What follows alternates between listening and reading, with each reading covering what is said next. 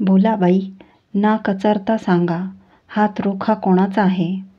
राजांच्या डोळ्यासमोर साऱ्या मंत्र्यांचे चेहरे क्षणभर तरळले. जी, आम्ही ऐकून आहोत. रोखा, रोखा युवराजांनी दिला आहे, जानकीबाई धीराने बोलली.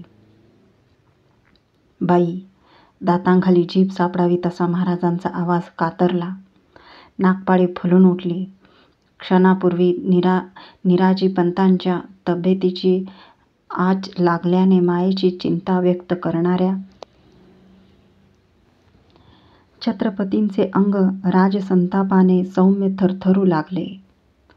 युवराजांना याद करा खंडोजी, राजांनी जरबी आज्ञा केली.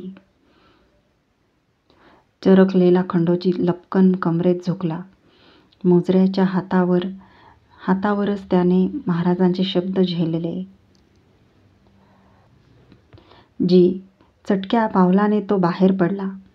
आपल्या महालात संभाजीराजे, उमाजी पंडित आणि केशव पंडित यांच्याबरोबर अनुपुराण, मत्स्यपुराण, रामायण, महाभारत या ग्रंथाविषयी चर्चा करीत होते. खंडोजीच्या वर्दीने ती थांबली. मनात पुराण ग्रंथातील देखणे संदर्भ रेंगाळत असलेले पुढे कोणत्या महाभारताचा थाळा वाढून ठेवला आहे याचा अंदाज नसलेले भरल्या दमदार छातीचे संभाजीराजे हसतच सदरेवर रुजू झाले. यांना ओळखलत? त्यांना मोजराही भरू न देता जानकीबाईकडे बोट रोखत महाराजांनी विचारले. संभाजीराजांचे हसणे त्या बदलत्या आवाजाने आणि राजांच्या नुसत्या दर्शनाने ओठातच मुरले. त्यांनी जानकीबाईवर नजरफेर टाकला. जी, नाही, पडेल आवाजात त्यांनी उत्तर दिले. ह्या जानकीबाई, करियात मावळच्या देशकुलकर्ण्यांच्या विधवा. महाराजांचा एक एक शब्द आसूड फुटल्यागत संभाजीराजांना वाटला. शंकराजी, भवर आणि यादव नामजीचे चेहरे डोळ्यांपुढे तरळले. श्वास नकळत चढीला पडला. छाती लपपू लागली. बाई, तुम्ही या निर्धास्त असा. आम्ही तुमच्या हक्कांना अभय दिले आहे. खंडोजी, यांना आऊसाहेबांच्या महाली घेऊन चला. त्यांचा इतमाम ठेवा. कल्याणकारी राजेपण आपुलकीने म्हणाले. खंडोजी बाईंना घेऊन गेला. खाली मान घातलेल्या संभाजीराजांना महाराजांनी थेट जबानीवर घेतली. या बाईंना परते सारून तुम्ही मुतालिकास कुलकर्णपणाचा हातरोखा दिला. जी, मान वर उठत नव्हती. कोण हे तानं? यादव नामजींनी आमचा गैरमेळ करून दिला. रंगनाथ भटांना कुणी वारस नाही असा. खामोश. आणि तुम्ही त्यावर विश्वास ठेवलात? आम्ही तुम्हाला एक वार सांगितलं आहे, राजांना चुका करता येत नाहीत आणि केल्या चुकांची सफाईही देता येत नाही. विसरलात? उद्या आम्ही स्वारीवर असता आमचे काही बरे वाईट झाले असाही कुणी तुमचा गैरसमज पाडेल. ठेवाल विश्वास? शब्द न शब्द जनहिताच्या पिळाने बांधलेला होता, बिनतोड होता. झटका बसावा तशी संभाजीराजांची गर्दन वर झाली. त्यांना आबासाहेब दिसत नव्हते, कारण त्यांचे डोळे पानपडद्याने झाळाकून टाकले होते. ओठ थरथरत होते. चुकलो आम्ही. मुश्किलीने एक एक घोगरा शब्द त्यांच्या घशातून बाहेर पडला. ठण ठण ठण. तासावल्याने ठरल्या रिवाजाप्रमाणे पाचाडच्या सदरेवर दिलेले घाटेचे टोल सदरी महलात घुसू लागले. ह्या टोलांच्या रूपाने जणू जिजाऊ साहेबच सदरेवर प्रवेशत होत्या. संभाजीराजांच्या पाठीवर हात ठेवून पदर चिमटीने सावरीत म्हणत होत्या. राजे, आम्ही कधी काही मागणं टाकलं नाही. आज एक टाकतो आहोत. आमच्या शंभूराजांच्या आऊ आता तुम्ही व्हा. आम्ही थोरल्या सुनबाईच्या शब्दात आहोत. टोलाबरोबर महाराज आणि संभाजीराजे दोघांच्याही अंगभर काटा फुलला होता. 2 घडीव मूर्तींसारखे ते एकमेकांकडे अचळ बघतच राहिले. छत्रपती महाराज बैठक सोडून चालत संभाजीराजांच्या जवळ आले. त्यांचा खांदा हळुवार थोपटीत म्हणाले, चला, माचीवर जाणे आहे. आणि ते दोघेही भुते चालू लागले माचीकडे. बाळाजींनी संध्याकाळी राजांच्या दस्तुरासाठी आणलेल्या कर्यात मावळाच्या सुभेदाराला लिहिलेल्या फर्मानात मजकूर होता. तेथील कुलकर्ण जानकी कोम रंगभट ठकार हिचेच मिरासी असे. शंकराजी भवर याने नेला हातरोखा रद्द बातल समजून तो रोखून धरणे. शंकराजी मुतालिकच असे.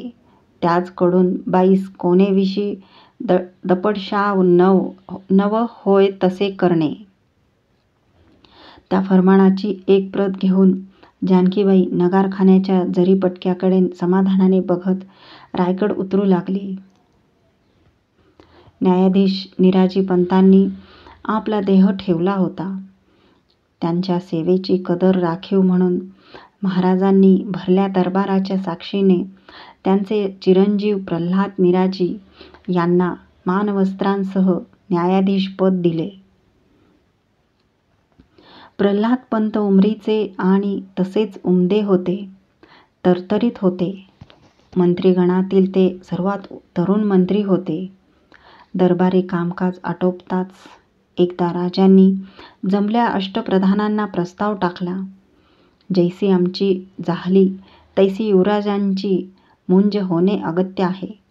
धर्मशास्त्राच्या गोष्टी एकदा राहून गेल्या की राहूनच जातात, पुढे नड देतात. महाराज अनुभवाचे बोल बोलत होते. अष्टप्रधानांनी तो प्रस्ताव उचलून धरला.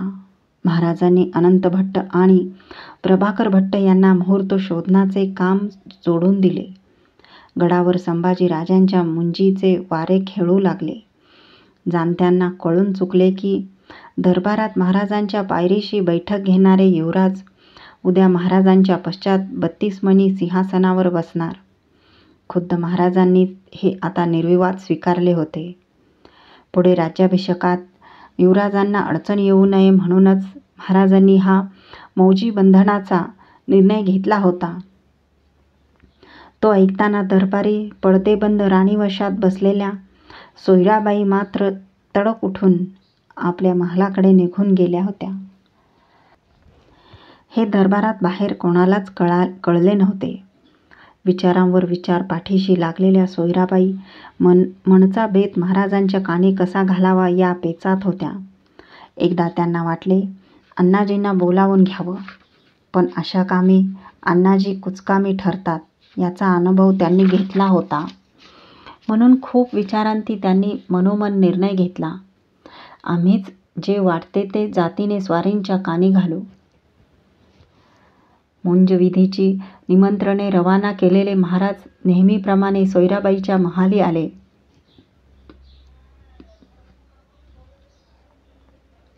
रामराजांना जवळ घेत हसून म्हणाले, तिकडं आम्ही तुमच्या दादा महाराजांच्या मुंजेची निमंत्रणं धाडतो आहोत आणि तुम्ही इथं महाली काय करत आहात.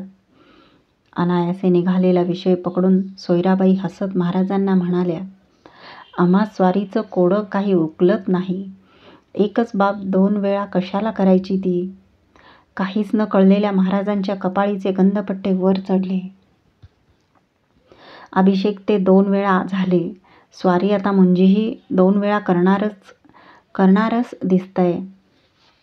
मतलब युवराजांची आणि बाळराजांची मुंज एकदमच झाली तर साऱ्यांचीच धावाधाव वाचेल असं आम्हास वाटतं. हसून रामराजांच्याकडे बघत सोयराबाई म्हणाल्या, यांची मुंज? हे अजून लहान आहेत. कर्तबगारी जरा उमटू द्या आमच्या बाळराजांची, मग धडाक्यानं करू आम्ही यांचं मौजी बंधन. काय बाळराजे?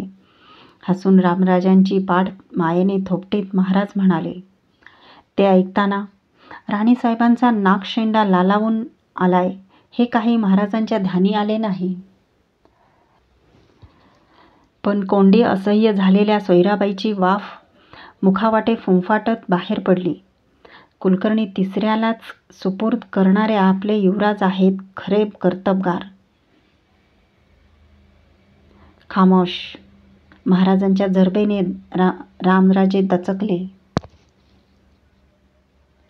त्यांना जवळ घेत राजांनी सोयराबाईंना समज दिली.